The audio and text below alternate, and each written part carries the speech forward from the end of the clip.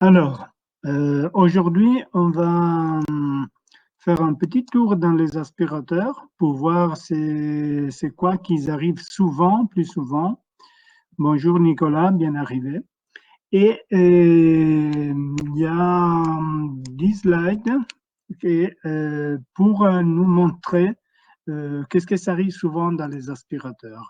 Alors, avant tout, comme on fait de la réparation, on s'amuse à réparer, mais il faut le faire dans la sécurité. Donc, c'est toujours bien quand on ouvre un aspirateur de débrancher la prise, sauf si c'est vraiment nécessaire pour les tests d'avoir la courant, mais alors là, c'est bien de faire beaucoup plus d'attention. Donc, d'abord, débrancher la prise, utiliser des gants en caoutchouc au cas où on touche une fil à un endroit où il y a de la courant, on est toujours bien protégé. Donc, des gants en caoutchouc, comme dans l'image, là, c'est déjà une bonne protection, même si c'est pas top, mais c'est déjà quelque chose. Et faire gaffe à certains appareils que même s'ils sont débranchés, il y a des condensateurs qui gardent une charge électrique. Donc, faire attention. Donc, c'est pour ça qu'on dit toujours d'utiliser des gants en caoutchouc. Alors, aujourd'hui, on va voir les filtres, parce que c'est très important et souvent c'est la cause des malfonctionnements. Les bourrages, les câbles d'alimentation, les potentiomètres, les triacs et les charbons. Ça sont on va dire, les thèmes de la journée d'aujourd'hui. Ils sont les parties les plus importantes. Dans un aspirateur, il n'y a pas beaucoup de composants, même dans l'électronique. Il y en a très peu, heureusement, et donc c'est facile à tester et trouver la cause d'un malfonctionnement. On commence par les filtres. Les filtres, avant, dans les anciens aspirateurs, il y avait un filtre qui est ici, donc photo en bas à gauche, que c'était l'endroit où on mettait les sachets pour récolter la poussière, et il y avait ce filtre-là. Et ça servait pour empêcher la poussière qui sortait, la petite poussière, pour protéger le moteur de la poussière. Vous voyez la photo en haut à gauche, il y a le filtre principal, mais là, c'est l'entrée de l'air où il y a les sachets, mais l'air, il fait un tour dans le moteur, il ressort et il revient, il passe à travers le filtre qui est à la sortie. Ça, c'est la sortie de l'air. Et pourquoi ils ont mis des filtres comme ça? Parce qu'il y avait toujours un peu de poussière qui passait à travers les sachets, rentrait dans le moteur et revenait dehors de l'appareil. Donc, au lieu d'aspirer la poussière, on aspirait d'un côté, mais on réinjectait un peu de poussière dans la maison. Donc, ils ont décidé de mettre des filtres encore plus puissants à la sortie de l'aspirateur. Et à droite, vous voyez un filtre bien encrassé. Et ça, c'est jamais bien pour l'aspirateur. Parce que le moteur qui tourne très vite, il a un moteur bien puissant, il a besoin de se refroidir. Donc, si on laisse passer assez d'air à travers le moteur va surchauffer et on a un risque qu'il brûle. Il y a des bobinages de fil en cuivre, et il y a du caoutchouc, il y a un roulement à billes. Et tout ça, avec la chaleur, risque de plus bien fonctionner et donc on risque d'abîmer l'aspirateur. Et tout ça parce qu'on a un filtre trop encrassé, poussiéreux, avec tout des poils. Et donc, c'est bien de faire un entretien souvent dans les aspirateurs et nettoyer bien les filtres. Et il faut les trouver. Avant, c'était facile, c'était qu'à l'endroit où il y avait les sachets. Aujourd'hui, il y en a plusieurs endroits. Et donc, je conseille toujours de regarder les modes d'emploi pour trouver où se trouvent les filtres. Ça m'est déjà arrivé qu'il y a des personnes qui ne savent même pas qu'ils doivent changer les sachets. Donc, ils arrivent avec un aspirateur, il te dit il fonctionne, mais il n'aspire plus. Ça fait 3 ans que je l'ai acheté. Au début, ça marchait très bien et maintenant, il n'aspire plus. Et alors, à la question, vous avez changé le sachet, il te demande ah, quel sachet? Comme si l'aspirateur faisait disparaître la poussière. Et donc, un filtre très encrassé, qu'est-ce que ça donne comme panne? Que l'aspirateur, il a plus de puissance pour bien aspirer la poussière. Et donc, vous voyez tout de suite, vous branchez l'appareil, vous le mettez au maximum et si vous mettez la main devant le tuyau, vous sentez qu'il n'y a pas d'air qui est aspiré. Et donc, ça, c'est un indice que le filtre, ça pourrait être sale. Donc, s'il n'y a pas de questions, je vais continuer. Alors, on disait que si l'aspiration n'est pas bien fort, ça pourrait être le filtre, mais ça pourrait être aussi un bourrage. Donc, ça veut dire que dans les tuyaux d'aspiration, il y a quelque chose qui a coincé. Souvent, c'est une cure-dent, une coton-tige, un morceau de papier un peu plus dur, plus costaud, qui est resté coincé dans le tuyau là, en plastique flexible. Et donc, il empêche à l'air de passer bien et il y a d'autres crasses qui vont s'accumuler à fur et à mesure. Et donc, comment on découvre, c'est le tuyau d'aspiration qui empêche qu'il y ait un bouchon, bon, on retire le tuyau de l'aspirateur, on le débranche et on allume l'aspirateur sans le tuyau. Et si on voit en mettant la main sous le trou qu'il y a une bonne aspiration et qu'on met le tuyau, ça ne fonctionne plus, bon, alors sûrement il y a quelque chose qui est resté coincé dans le tuyau. Et là, c'est une action mécanique. Vous voyez, avec le manche d'un balai, on le met dedans, on pousse le bouchon, on le fait sortir de l'autre côté et le problème s'est résolu. Et ça arrive souvent, donc l'aspirateur fonctionne bien, mais il n'aspire pas. Donc, dans ces cas-là, soit le filtre, soit un bouchon. Et bon, je vois, il n'y a pas de questions. On va continuer. Câble d'alimentation. Et là, on tombe sur un des pannes les plus récurrents parce que les fils, les câbles d'alimentation, il y a 2 points qui sont faibles.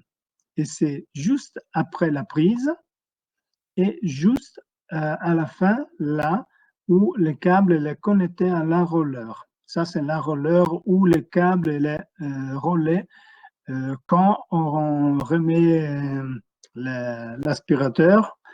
Et alors, là où j'ai mis les 2 flèches rouges, c'est les 2 points à vérifier.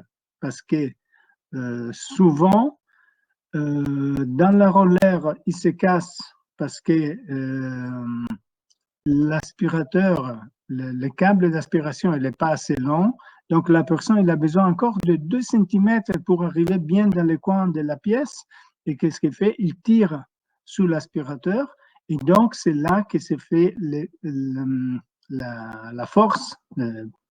Et donc, on risque de casser le câble. Comment on teste ça? Bon, avec un multimètre, on le met sur continuité au ohm et on mesure entre les bornes de la prise et l'intérieur de l'aspirateur. Ça veut dire qu'il y a un câble bleu et un câble marron dedans et à l'intérieur, on voit l'arrivée des câbles et en mettant les bornes de la multimètre entre les deux, on voit s'il y a de la continuité. Souvent, un de deux, il est cassé parce que soit là, il a trop tiré, ou soit là aussi, ça pourrait être que la prise ici, c'est le point où il n'y a plus de force quand vous tirez le câble, parce que l'aspirateur, il n'est pas assez proche de des derniers coins de la pièce, vous tirez et c'est là, juste après la prise, qu'il s'est fait la force majeure. Donc, et, pour tester les câbles, j'utilise deux systèmes. Un système qui est plus officiel, plus accepté par tous les réparateurs, et c'est utiliser un testeur de câbles. L'avantage de cet appareil, c'est qu'on a deux pièces des appareils, un avec de pinces crocodile et on va mettre sous la prise, comme ici de la figure de l'image 3, par exemple, le rouge, on le met sur un des câbles et avec la pointe de l'autre appareil, en poussant sur le bouton bleu, on parcourt tout le câble et on entend, ici vous voyez les petits trous noirs, ici il y a un haut-parleur qui va émettre un son. C'est un son codifié, donc c'est comme un bip prolongé. Et du moment que vous passez là, sur le câble, la pointe de l'appareil, vous entendez les bruits. Et au moment, si vous entendez plus le bruit, les sons, ça veut dire que là, il est coupé. Donc, c'est un appareil que c'est pas cher, ça coûte environ 25-30 € et c'est très, très utile pour découvrir où c'est la panne. Parce que avec le multimètre, on peut savoir c'est quel des deux câbles est cassé, mais comme le câble est 4-5 mètres de longueur, on ne sait pas où se trouve la panne. On a dit bien sûr que ça trouve souvent ici, juste après la prise ou la fiche, ou juste avant l'enrôleur. Mais pour savoir bien si se trouve un des deux côtés, c'est bien d'avoir un outil comme ça. J'utilise aussi un autre système qui est moins officiel. Quelqu'un me dit que c'est un peu dangereux parce que je vais enfoncer une aiguille dans le câble. Donc, vous voyez, j'utilise le multimètre. Je mets une des branches, des pinces crocodile du multimètre sous la prise, sous la fiche, et l'autre, je mets une aiguille et que j'enfonce dans le câble. Et je vais chercher avec l'aiguille les fils en cuivre à l'intérieur du câble. Donc, je ne casse pas le câble, je ne coupe pas, parce que comme ça, je n'ai pas besoin de la ressouder. Et c'est un système pour tester s'il y a la continuité juste là. Et donc, vous faites un premier trou un peu à droite ou un peu à gauche sous le câble. Et si vous n'avez rien, ça veut dire que la prise là, il a un problème. Donc, le câble est cassé. Après, vous faites l'autre tige de la fiche et vous faites un autre trou un peu plus loin, pas au même endroit. Comme ça, on n'a même pas le risque que les deux trous ils vont faire sortir de l'électricité. Donc, si on l'a fait là, on se déplace de 2 cm et on fait encore des trous pour voir s'il y a la continuité. Et donc, s'il n'y a pas la continuité, ça va dire que le fil, le câble, il est coupé juste là, entre la prise et l'aiguille qui enfonce dans le câble. C'est un système qui marche bien. On sait trouver où se trouve la panne. Et c'est pas risqué parce que l'aiguille elle est très fin, donc c'est vrai qu'elle fait un trou dans la gaine en plastique, mais c'est pas grave. Donc il n'y a pas le risque de toucher, de prendre un choc électrique, parce que le trou est tellement petit qu'il ne laisse pas passer la courant, donc c'est pas dangereux.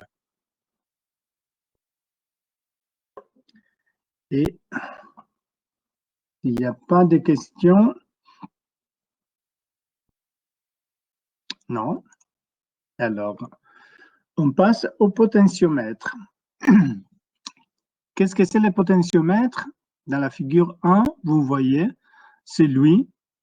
C'est une résistance variable. Ça veut dire qu'il change son valeur de résistance. C'est comme une résistance. Ici, vous voyez une résistance. Je peux la contourner. Ça, c'est une résistance avec une valeur fixe. Je vous dis que c'est marron, noir, marron. Donc, ça, c'est le système pour lire les valeurs de résistance. Marron, ça veut dire 1. Noir, ça va dire 0. Et encore marron, ça va dire 1. Donc, les deux premiers chiffres sont les chiffres du valeur. La troisième bande, c'est le numéro des zéros à rajouter à les chiffres, le premier deux. Donc là, c'est une résistance de 1, 0 et encore un 0. Donc ça fait 100 ohms de résistance. La résistance là, il a une valeur fixe de 100 ohms. Dans une potentiomètre, la résistance varie en fonction de où se trouve les trucs qu'on tourne là à l'intérieur. Donc, sur les potentiomètres, vous avez toujours son valeur officielle maximum. Ça veut dire que la résistance dans un potentiomètre, ça va de 0 à la valeur qu'il est imprimée. Vous voyez ici dans la photo numéro 2, B dit K, ça veut dire que c'est B, c'est une sorte de code. 10, c'est la valeur, plus K, c'est le valeur, la chiffre, la lettre, pour indiquer les milliers. Donc, ça va dire que cet potentiomètre ici, il a 10 000 ohms de valeur.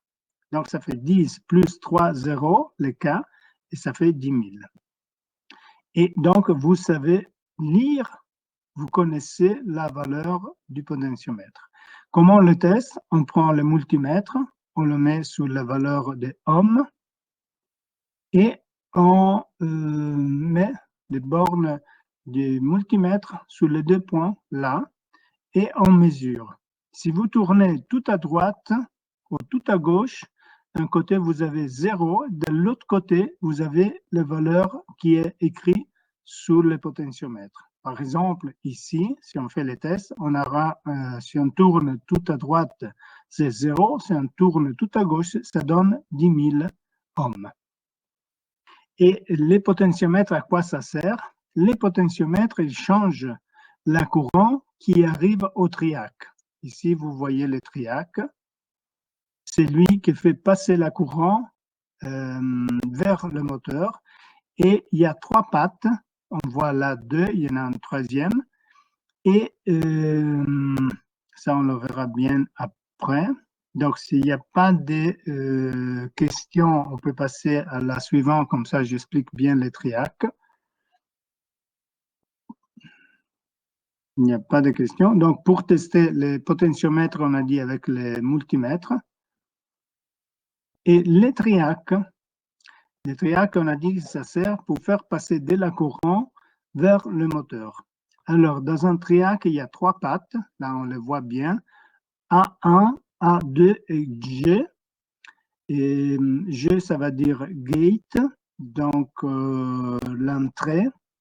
Et c'est là que le potentiomètre va agir. Donc, le potentiomètre, la courant qui passe dans le potentiomètre va arriver sous la patte G du triac.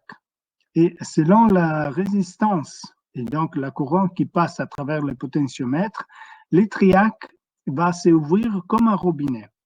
Donc, s'il est à 0, le triac, par exemple, lui, il est un minimum. Et si le potentiomètre est au maximum, lui, il est au maximum. Donc, le potentiomètre, c'est une sorte de robinet qui fonctionne avec le triac. Et le triac, c'est lui qui fait passer plus ou moins des courants. Alors, comment on trouve la panne? La panne, c'est que l'aspirateur, le moteur ne tourne pas du tout. Donc, qu'est-ce qu'on peut penser? Que, bon, soit le câble, mais on vient de tester le câble, il est en bon état, la courant passe, on a fait le test de continuité, on a enfoncé des aiguilles un peu partout et on a trouvé que ça marche. Et donc, on peut penser, si le moteur ne tourne pas du tout, que c'est le triac. Donc, ça veut dire que la connexion entre l'anode 1 et l'anode 2, il n'y a pas. Il n'y a pas du tout. Et donc, le moteur ne reçoit pas la courant. Et comment on fait un test vite fait dans un repas café?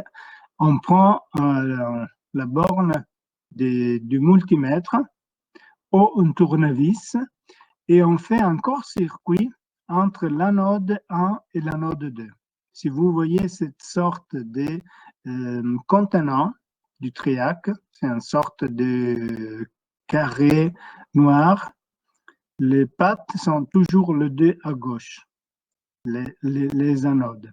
Donc, en mettant un court-circuit entre les deux anodes, la lumière ou le moteur, dans ce cas-là, j'ai mis la lumière pour montrer parce que je n'avais pas la possibilité de mettre en vidéo, donc avec l'ampoule, c'est bien plus facile. Et on voit que là, il n'y a pas, l'ampoule, elle n'est pas allumée. Et si je mets la borne du testeur entre les deux pattes, elle s'allume.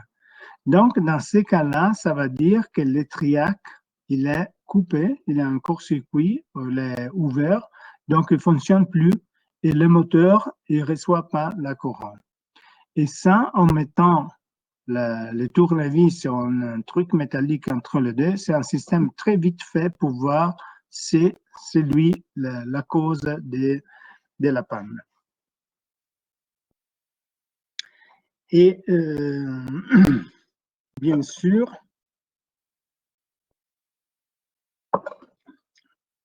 c'est lui qui a pété. Bien sûr, il faut le remplacer avec la même valeur, le même type de triac. Les triacs, il existe des centaines de types différents, donc il faut choisir la bonne qui ressemble à lui ou la même valeur. Et je pense là, il y a encore des questions? Non. Bien. Alors, les charbons. Ça arrive parfois que l'aspirateur, le moteur tourne, mais il fait un bruit bizarre. Donc, ça veut dire un bruit que la personne, le propriétaire de l'aspirateur, vous dit non, elle ne faisait pas ce bruit avant, et c'est un bruit un peu bizarre, comme, bon, je ne sais pas vous dire comment, mais il ne tourne pas bien, il n'aspire pas bien, et parfois, ça sent un peu le brûlé. Donc, il faut vérifier les charbons. Les charbons, ils sont juste sur le côté du moteur. Vous voyez là, ça c'est le moteur, c'est un cylindre un peu plus petit là, un peu plus large là. Là, il y a l'hélice qui tourne et les charbons sont eux qui transmettent la courant de la carte électronique qu'on a vue avant avec les triacs. Ils transmettent la courant au moteur. Et pourquoi on use des charbons? Parce que si on utilise un truc en métal, à l'intérieur du moteur, il y a le rotor, qui est celui qui tourne, il faut lui donner de la courant, sinon il ne tourne pas. Et donc, pour transmettre la courant, on utilise des charbons, il transmet de la courant, il se consomme à fur et à mesure, mais beaucoup moins qu'un morceau de métal contre un morceau de métal. Donc, sous le roteur, il y a des contacts en cuivre et pour faire passer la courant, on utilise des charbons. Là. Et c'est le système le meilleur pour le moment pour transmettre la courant de l'extérieur à le roteur intérieur. Alors, qu'est-ce que ça passe parfois? Que soit les bobinages qu'ils ont sous les roteurs, ils ne fonctionnent pas bien, ils ont un court-circuit, ils ont ouvert, et alors vous verrez sur la figure 3, par exemple, là c'est vraiment, vous voyez les rayures des les roteurs qui a laissé sur les charbons. Là, ils ont un bon état. Tout est nickel, même s'il y a des rayures, mais c'est pas brûlé, c'est pas brune, c'est pas noir. Ça va dire que l'aspirateur fonctionne bien. Et s'il ne fonctionne pas bien, vous verrez qu'ici, c'est tout noir. C'est pas net la consommation, mais il y a des étincelles parfois qui se font ici sur les côtés. Et donc, sera sur les côtés, vous aurez des taches vraiment très noires de carbone. Et donc là, c'est l'indication qu'il y a un souci dans les charbons. Normalement, ce ne sont jamais les charbons qui ont un problème, mais plutôt dans les roteurs, là-dedans, qu'il y a un souci. Mais le charbon, c'est comme un fusible. Quand vous trouvez un fusible pété, ce n'est pas lui le problème, lui, c'est le résultat du problème qu'il est ailleurs. Ce que c'est important dans le charbon, qu'il soit assez long. Donc, la longueur de charbon, parce que parfois, ils les ont consommés, donc ils ont plus, là, c'est presque 2 cm et demi. Parfois, ils ont que ça, un demi-centimètre de longueur. Et donc, ça veut dire, là-dedans, il y a un ressort qui pousse les charbons vers le roteur. Et alors, si ce n'est pas assez long, ça veut dire qu'il n'arrive pas à bien toucher le roteur et donc il fait des étincelles. Et à ce moment-là, c'est à changer. On s'est trouvé des charbons de rechange. Bien sûr, chaque moteur, chaque appareil, chaque marque, il a les siennes, mais c'est possible de les remplacer. Et souvent, il n'y a rien, c'est seulement qu'ils les ont consommés. Et donc, il ne reste plus beaucoup pour faire bien un contact. Et alors, il faut les changer. Et ça, c'est prévu. Donc, c'est une des interventions pour l'entretien de l'appareil. Donc, vous voyez, c'est facile. Il y a un truc là dévissé. Parfois, c'est d'autres systèmes. Mais il y a toujours le système de retirer les charbons et de les mettre de neuf. Comme ça, l'appareil va recommencer à fonctionner comme avant. Donc là, je termine. Et s'il n'y a pas de questions, on peut vous souhaiter un bon week-end. La mer vous attend. Et si vous avez encore des questions, vous pouvez après nous envoyer un email à notre adresse. Et sinon, sur le site, il y a de quoi s'amuser. Oui, tout à fait. Et l'enregistrement sera remis en ligne. Donc, si vous voulez réécouter sur notre chaîne YouTube, comme ça, vous pouvez, si d'autres questions vous viennent, nous contacter par après.